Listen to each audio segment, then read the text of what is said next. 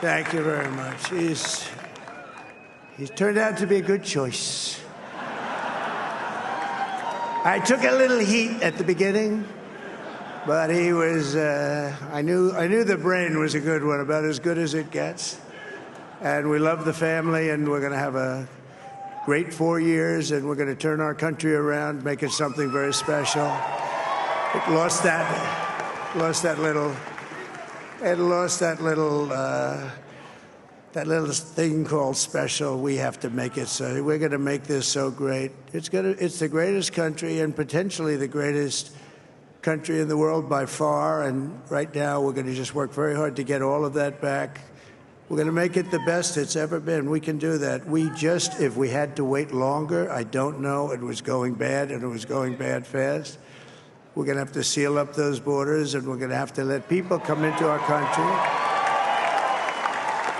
We want people to come back in, but we have to let them come back in, but they have to come in legally. They have to come in legally. Let me also express my tremendous appreciation for Susie and Chris, the job you did. Susie, come here. Come here, Susie. Chris, come here, Chris. Susie likes to stay sort of in the back, let me tell you. The Ice Maiden, we call her the Ice Maiden. Come here, Chris. Come here, Chris. Susie likes to stay in the background. She's not in the background. Come here, say something. This wasn't expected, but I just want to thank, obviously, President Trump for this journey. It was a great one, and he's a hell of a candidate, and he's going to be a hell of a great 47th president. And this team that we had, the best team, and, of course, even my boss, Susie Wiles, the best. Thank you. Thank you, and thank you, Susie. Look at her, she's shy. I've never seen her be shy before. Susie, they're great. Everybody up here is great. Everybody up here is very special. But the Trump, who did you say?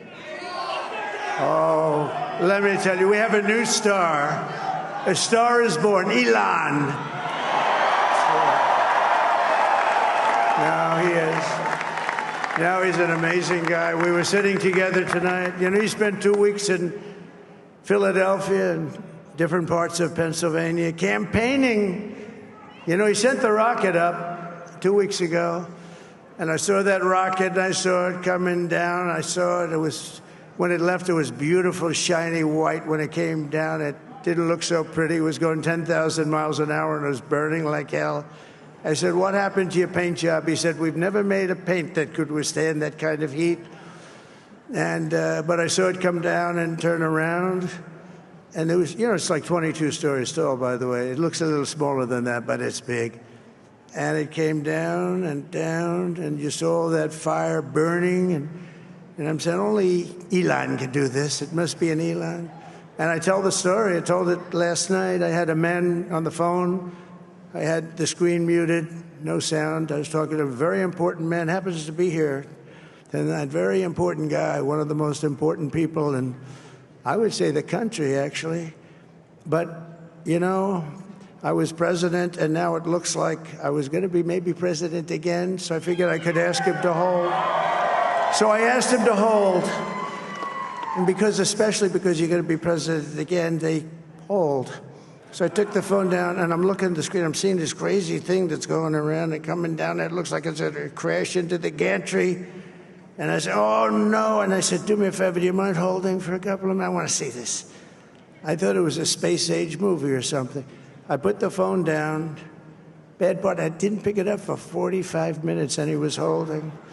But this spaceship came down, and I saw those engines firing, and it looked like it was over. It was going to smash, and then I saw the fire pour out from the left side, and I put it straight, and it came down so gently, and then it wrapped those arms around it, and it held it, and just like you hold your baby at night, your little baby.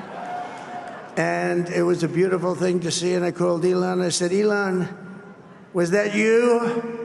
He said, yes, it was.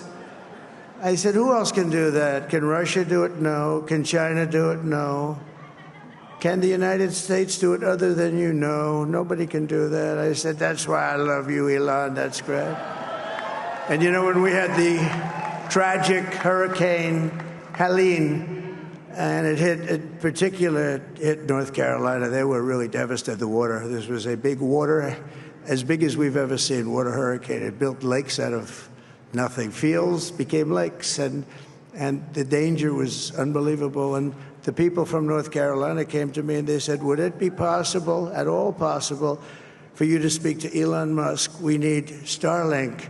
I said, what's Starlink? It's a form of communication. So I called Elon, and I'll tell you what, he had, and it was very dangerous. People would die. They had no communication. All the wires were down. I called Elon Musk. I said, Elon, you have something called Starlink. Is that right? Yes, I do. What the hell is it? He said, it's a communication system that's very good. I said, Elon, they need it really, really badly in North Carolina. Can you get it? He had that there so fast. It was incredible. So, and it was great. It saved a lot of lives. He saved a lot of lives. But he's a character. He's a special guy. He's a super genius. We have to protect our geniuses. We don't have that many of them. We have to protect our super geniuses. I want to thank some of the guys. You know, we have up here today the U.S. Open champion. He's a fantastic golfer. He's slightly longer than me. It's a ball a little bit longer than me. Just a little bit. Bryson DeChambeau is up here someplace. What happened to Bryson? Where is he? Bryson. Oh, he was shot. He's hitting balls. Oh, he's on the way. He's hitting balls. Bryson. Oh, look at him.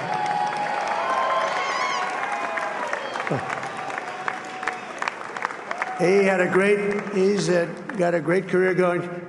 Great U.S. Open, Bryson. That's a fantastic job. And we also have a man, Dana White, who has done some job. He's a tough guy.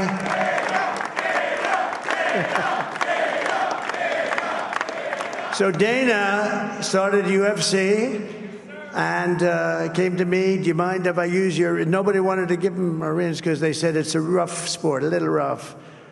And I helped him out a little bit, and I went, and they said, this is the roughest sport I've ever seen, but I began to like it, and he loved it, and nobody's done a better job in sports. And you know, he's a very motivational kind of a guy, what he does. He gets these fighters, and they really go at it. And it's become one of the most successful sports enterprises anywhere at any time.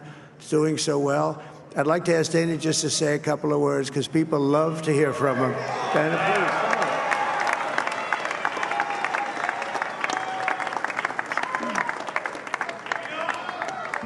please. Nobody deserves this more than him, and nobody deserves this more than his family does. This is what happens when the machine comes after you. What you've seen over the last several years, this is what it looks like. Couldn't stop him. He keeps going forward. He doesn't quit. He's the most resilient, hard-working man I've ever met in my life. His family are incredible people. This is karma, ladies and gentlemen. He deserves this.